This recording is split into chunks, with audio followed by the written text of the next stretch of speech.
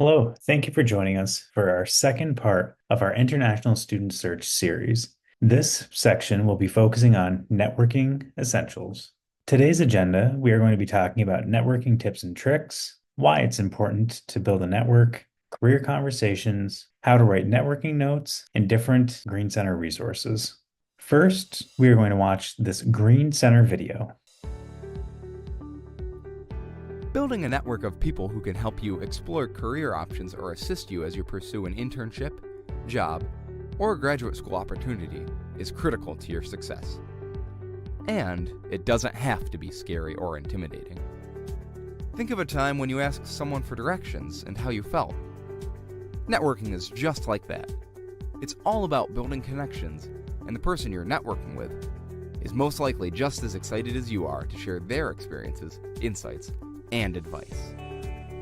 Through networking, you can build mutually beneficial relationships and establish a community of people who can help you in a variety of ways. Amongst other things, people in your network can help you explore career and graduate school options, discover unposted jobs or internships, and help you craft your story. Networking is most effective when you start by identifying people you can learn from within your community. This could include family, friends, faculty, or even peers. Remember, this could also include people you haven't met yet, such as alumni and other industry professionals. Before reaching out, take time to craft an elevator pitch by reflecting on their skills, interests, and qualifications as they relate to the intent of your conversation. Think about what advice you're seeking and what information is important. This will help you determine who you should contact. Oftentimes, conducting a short informational interview is a good way to get started by asking for a quick call or in-person conversation. Before an informational interview, research the person you're speaking with and prepare a list of thoughtful questions. Remember, you're asking for information and advice, not a job, internship, or admittance to a program.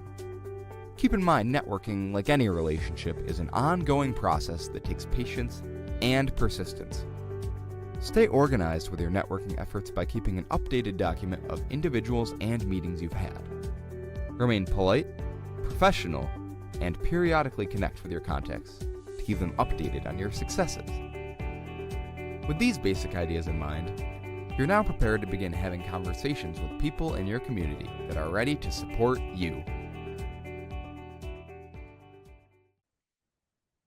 So, why is talking to people and building your professional network so important in the US job search? Sometimes there is a misunderstanding that employers typically reach out directly with internship and job offers to candidates. Thus, students may take a more passive approach and wait for companies and contacts to come to them. Then they are disappointed when they don't hear anything. Also, many internships and jobs are posted and then filled through this hidden process. It's how strong candidates are identified, even before the official candidates that applied through the company's job boards are reviewed. Preference is most often given to personal connections. Plus, advertised jobs attract significant competition as lots of job seekers have access to them. How do you differentiate yourself from those other candidates? Through personal connections you make through talking to contacts at the company and through building your network. Simply, it's a critical piece of the internship and job search process in the US that, to be successful, you need to learn how to integrate into your search. Building your network can give you an inside track on open jobs before it's publicly available, provide a pathway to connect with professionals working at the companies you want to work for, and it allows you to practice your interviewing and communication skills through career conversations.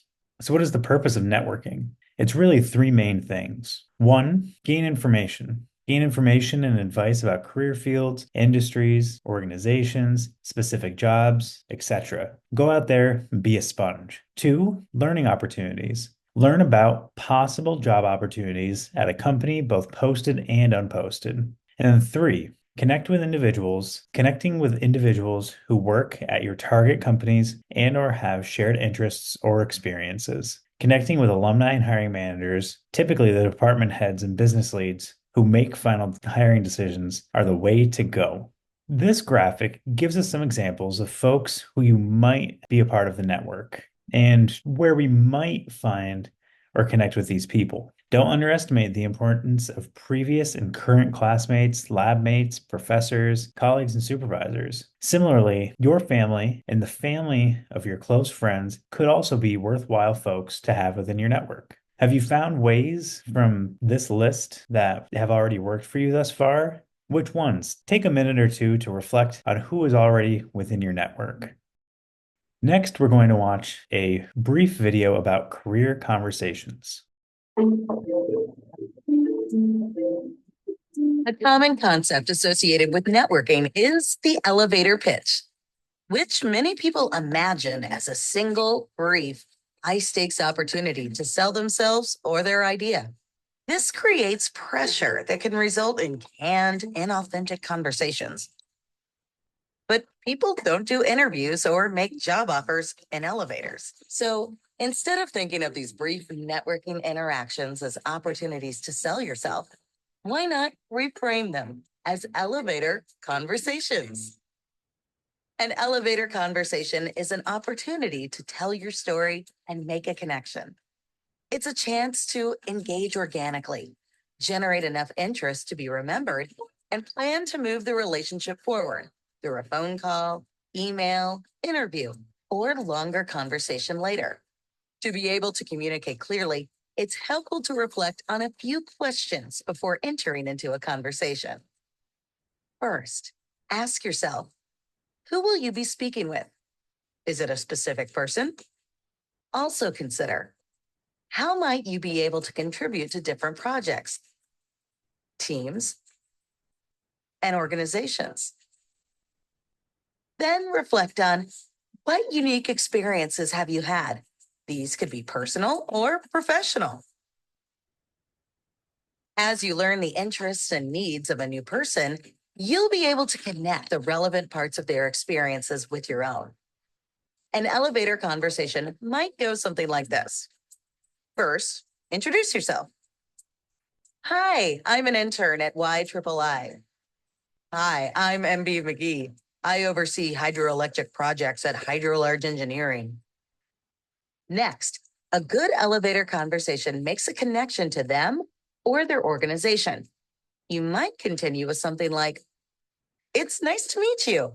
I've read about the conservation work that Hydro-Large Engineering Company is doing. Really? I'm glad you've heard about our work. Then build on the connection. I was especially interested because I've been helping our customers understand their energy use, and I started thinking about how your technology might help our customers too. That's interesting. I hadn't thought about that possibility. An effective elevator conversation should conclude with a call to action. You could end with something like, I'd love to have a longer conversation about it. Could I follow up with you by phone or email? And you'll be surprised how often you'll hear a response like, sure, I'd be happy to chat more. Here's my information. By reflecting on your own skills and accomplishments, listening and engaging with curiosity, and looking for shared experiences and interests, you can make a good connection in a short amount of time. Rather than pitching yourself or your ideas, an elevator conversation is an opportunity to connect with another person and move the relationship forward.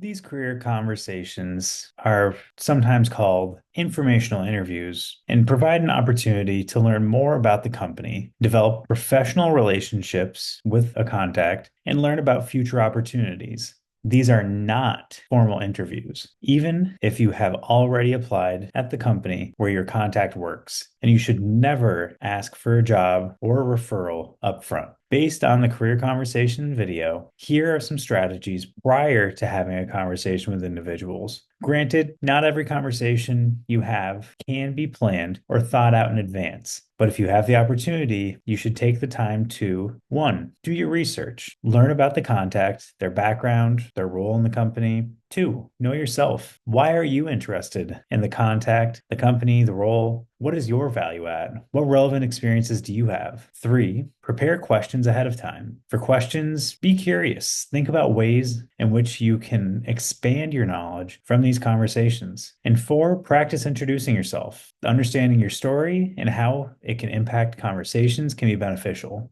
To make the most of your networking experiences, we encourage you to do some research before the event if possible. Not only will this help you think about your audience and the people you might be mingling with, but it can help you to clarify your goals for attending the event itself.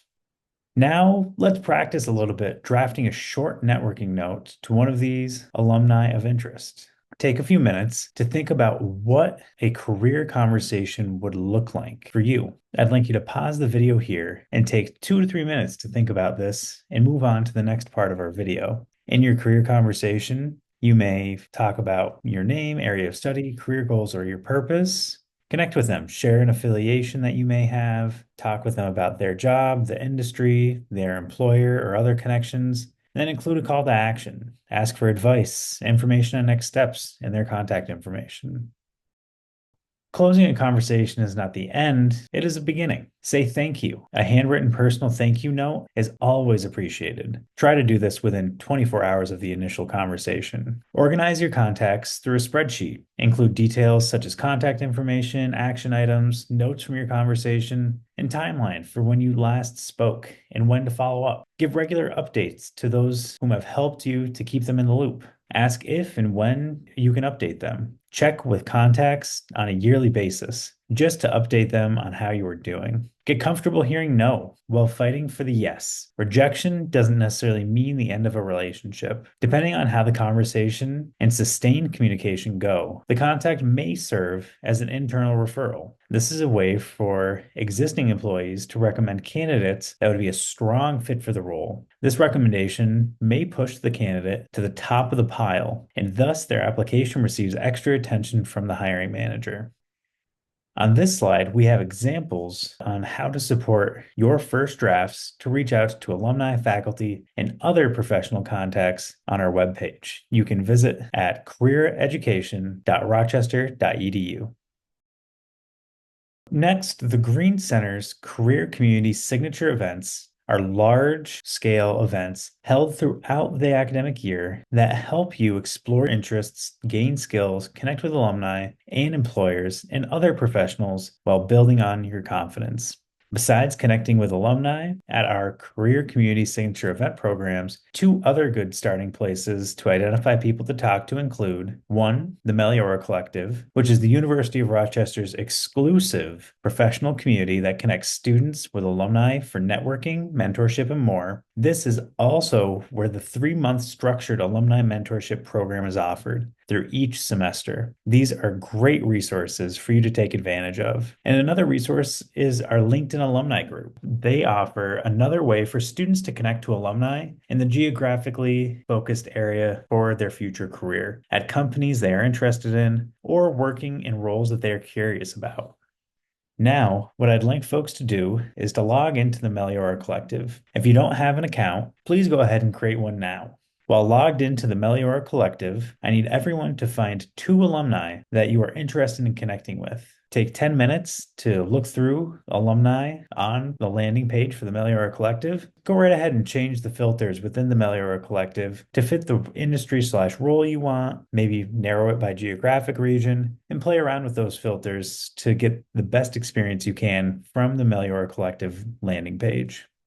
Now that everyone has 2 alumni identified, let's practice drafting a short networking note to one of these alumni of interest. Take the next 5 minutes to draft your networking note, keeping in mind the elements of a good networking note listed on this slide. Introducing yourself, your name, area of study, career goals and purpose, those shared affiliations that we talked about, connecting with them about their job, industry, their employer, or other connections that you 2 may have in common. And then include a call to action. So asking for advice, information on next steps, and contact information. As you go through the job and internship search, please remember that the Green Center is here to support you. The Green Center creates opportunities for you to explore your interests, connects you to opportunities to build competencies and experiences, and to build and expand your network and practice telling your story through resume, interviews, networking, and more. Thank you so much for joining us for this second part of our International Student Search series. We hope to have you join us for our third part of our three-part series. We also hope to see you on the fourth floor of Dewey Hall at the Green Center soon.